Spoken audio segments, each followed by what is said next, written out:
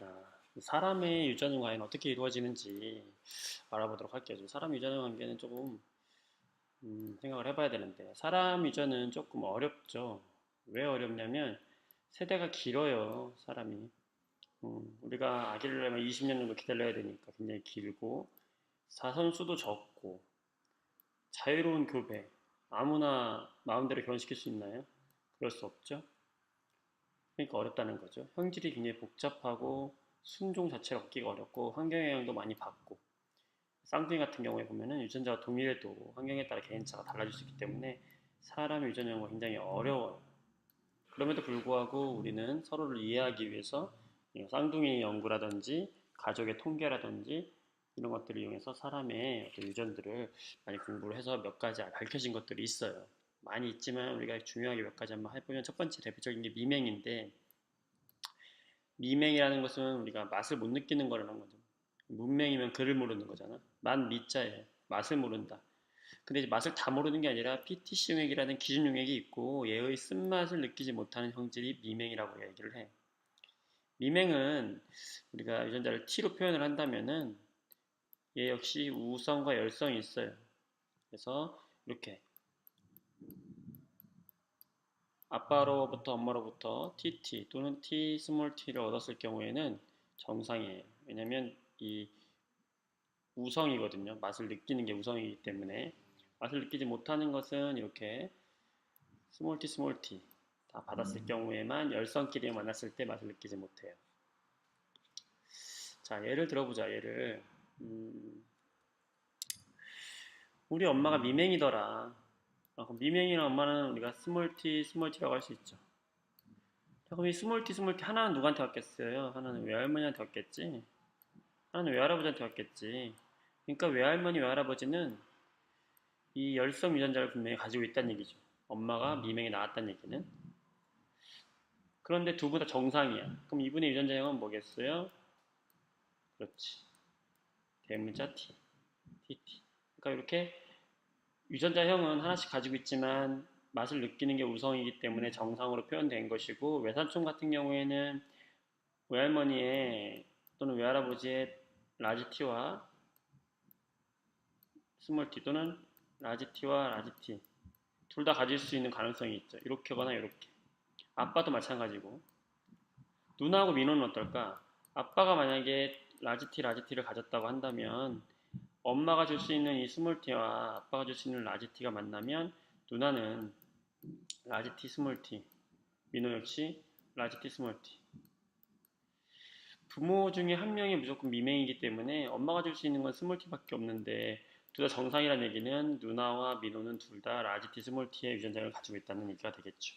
하지만 정상으로 보이는 거죠. 표현형은.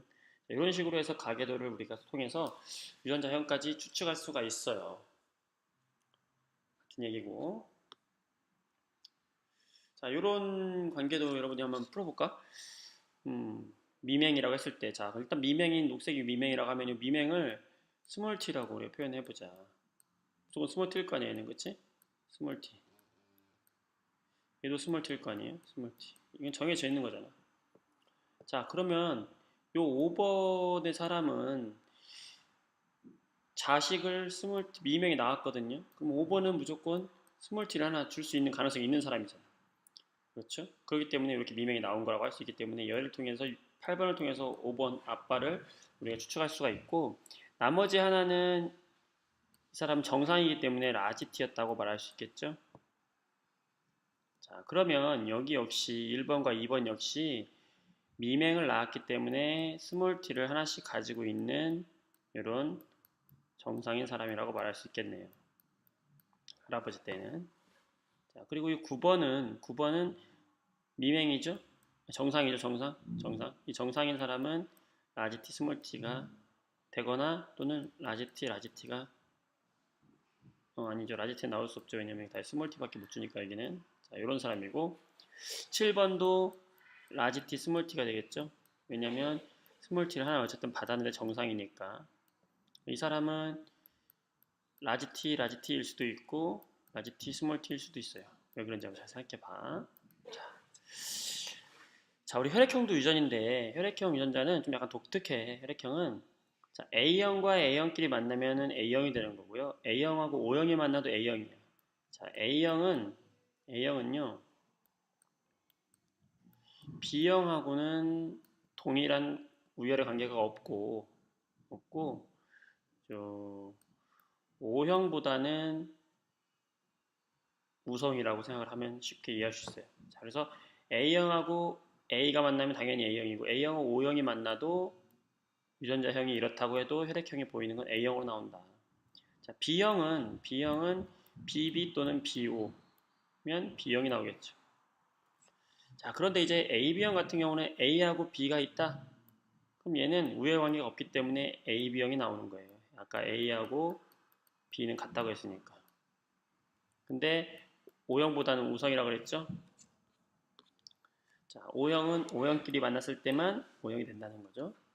자, 그래서 혈액형 유전도 이런 식으로 유축이 가능하고요. 이번에는 성염색체에서 유전이 되는 경우야.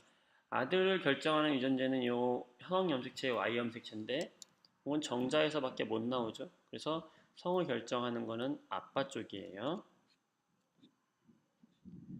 자, 반성유전이라는 게 있는데 여러분들 생명이 대표적인 건데 X염색체에만 존재해서 형질이 나타나는 비율이 다른 거예요. 예를 들어 생명인데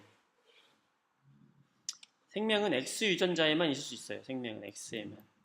그래서 X에 생명이 유전자 있으면 우리가 X 다시라고 표현을 이제 약속을 하거든요. 그러면 정상일 때 남자 같은 경우는 남자는 무조건 XY잖아. 그럼 X 하나밖에 없기 때문에 여기 X에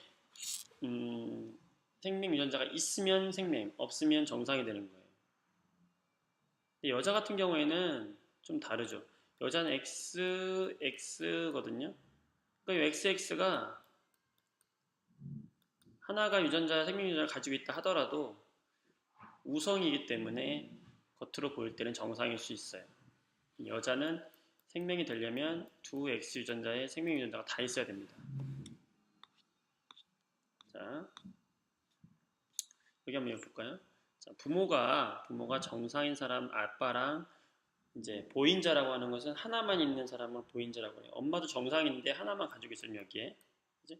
자, 이렇게 만난다고 하면은 나올 확률이 이렇게 XX 나올 수도 있고 XX 다시 나올 수 있고 XY 나올 수 있고 X 다시 Y 나올 수 있죠. 그 중에서 생명이 낸 사람은 이 사람밖에 없는 거죠. 정상이 셋, 생명이 하나. X 하나만 있기 때문에 이런 걸 반성유전이다라고 얘기를 해요. 그래서 생명을 한번 우리가 표현을 한번 찾아볼까요? 이 남자가 생명이래 7번이. 그럼 이 사람은 뭐겠어? X 다시 Y죠.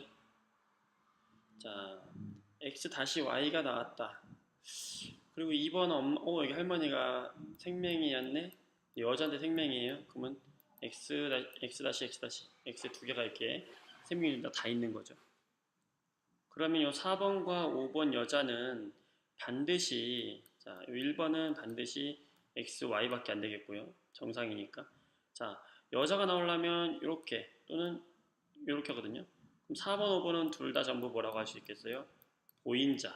하나만 있는 이런 유전자 형태라고 우리가 말할 수 있겠고 6번인 남자는 정상이니까 이거밖에 안 되고 자, 이렇게 해서 만나서 이렇게 됐기 때문에 지금 7번이 생명이 나온 거고요.